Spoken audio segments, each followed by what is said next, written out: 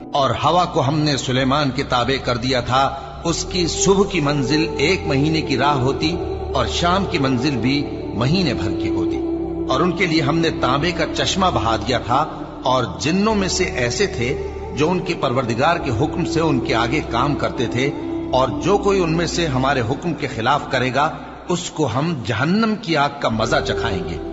وہ جو چاہتے یہ ان کے لیے بناتے، یعنی قلعے اور تصویریں اور بڑے بڑے لگن جیسے تالاب اور دیگیں جو ایک ہی جگہ رکھی رہیں۔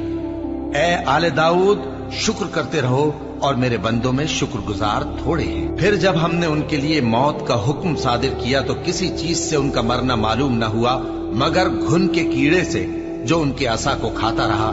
پھر جب وہ گر پڑے تب جنوں کو معلوم ہوا اور کہنے لگے کہ اگر وہ غیب جانتے ہوتے تو ذلت کی تکلیف میں نہ رہتے۔ اہل سبا کے لیے ان کے وطن میں ایک نشانی تھی، یعنی 2 باغ، ایک داہنی طرف اور ایک بائیں طرف۔ کہا گیا کہ اپنے پروردگار کا رزق کھاؤ اور اس کا شکر کرو، یہاں تمہارے رہنے کو یہ پاکیزہ علاقہ ہے اور وہاں بڑا بخشنے والا مالک۔ تو انہوں نے شکر گزاری سے منہ پھیر لیا، پس ہم نے ان پر بند توڑ سیلاب چھوڑ دیا، اور انہیں ان کے باغوں کے بدلے 2 ایسے باغ دیے جن کے میوے بدمزہ تھے اور جن میں کچھ تو جھاؤ کے پیڑ تھے اور تھوڑی سی بیریاں۔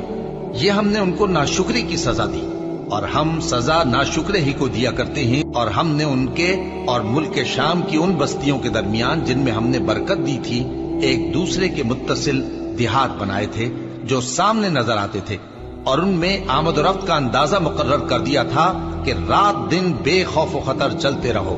تو انہوں نے دعا کی کہ اے پروردگار ہماری مسافتوں میں دوری پیدا کر دے، اور اس سے انہوں نے اپنے حق میں ظلم کیا، تو ہم نے انہیں نابود کر کے داستان بنا دیا اور انہیں بالکل منتشر کر دیا۔ اس میں ہر صابر و شاکر کے لیے نشانیاں ہیں۔